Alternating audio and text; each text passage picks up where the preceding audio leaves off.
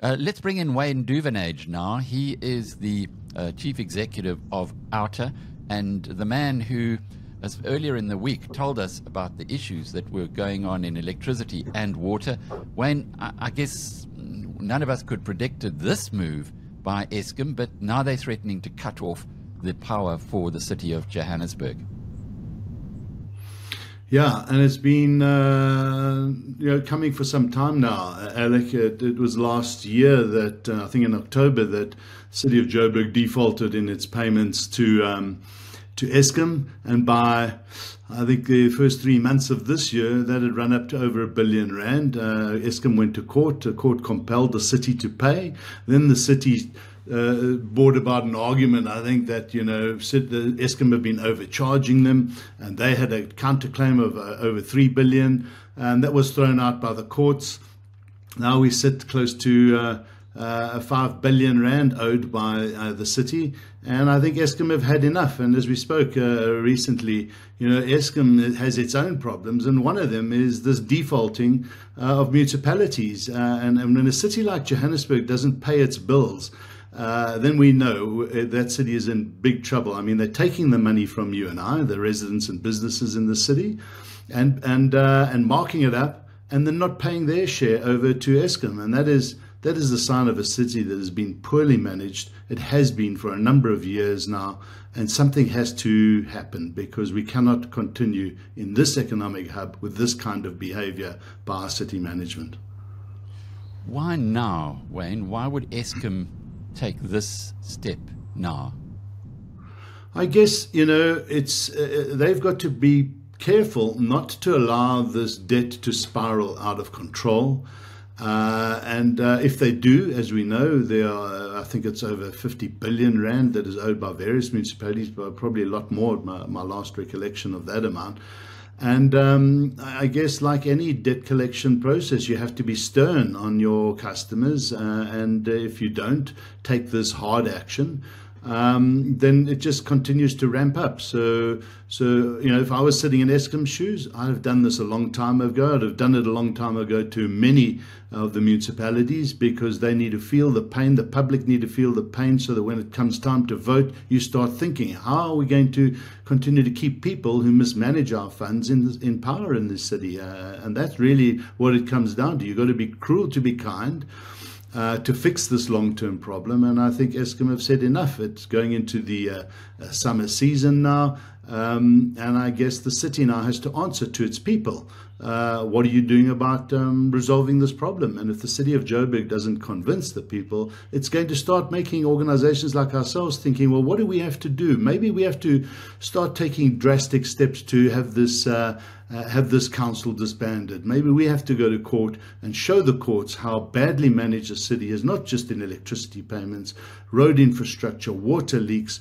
It's not that the city can't do this. Recently, they took out a R2.5 billion to deal with infrastructure matters, and we don't see anything happening. And you can bet your bottom dollar, Alec, they're going to pay themselves fat bonuses in time for Christmas. This is not how you run a city.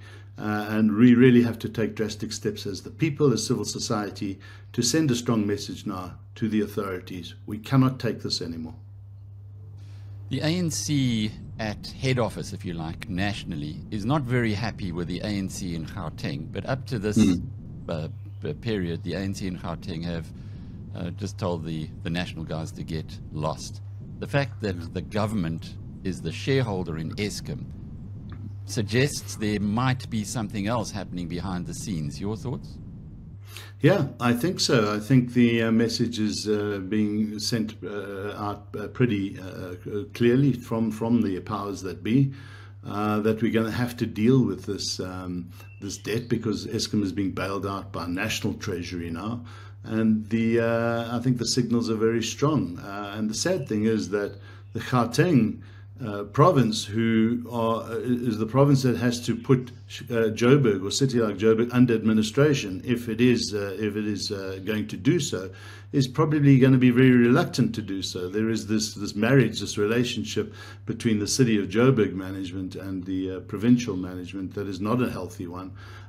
So, yeah, I think this could be a very clear indication that the powers at the top are now starting to turn the screws. Another thing that really, I suppose, bemuses me is you've got a former chairman of the Free Market Foundation in Herman Mashaba who knows all of this, and yet he's given support to the council that has been overspending to the degree that Eskom is now saying, well, we've had enough, we're going to cut your electricity off. And that means that Joburg won't go through load shedding. It'll go through no electricity whatsoever if Eskom continues along this line. And yet, in politics, it seems as though power over or supersedes, especially in Mashaba's case, supersedes common sense. You'd think it would be much better from his side. So it's not just the local governors who are going to be getting a hiding in the next local election, but that's in 2026. What happens between now and then? Yeah, exactly. It is sad, and you're quite right. Our politicians have really let us down with this musical chairs of mayors, swings and roundabouts, temporary mayors totally out of their depth, Moreira out of his depth. The city cannot collect its own debt from its own residents. There's just so much that's going wrong. And you would think that Action SA, who do wield some, kingmaker decisions here, would have taken the right decisions. But again, sadly, politics gets in the way. Power just blinds people from their responsibilities to the people or to the public, and not to their own parties. And I guess this is going to show up in the next elections. Yes, it is 2 years away, November 2026. A lot has to be done between now and then. We can't wait until then. And as I was saying, it's now time for civil society to ramp up its frustration and do in a responsible way start tackling these issues with the council. There are a lot of entities and organizations that are at their wits' end now, and I think this will see the culmination of a coordinated strategy by civil society. Wayne Duvenage is the chief executive of OUTA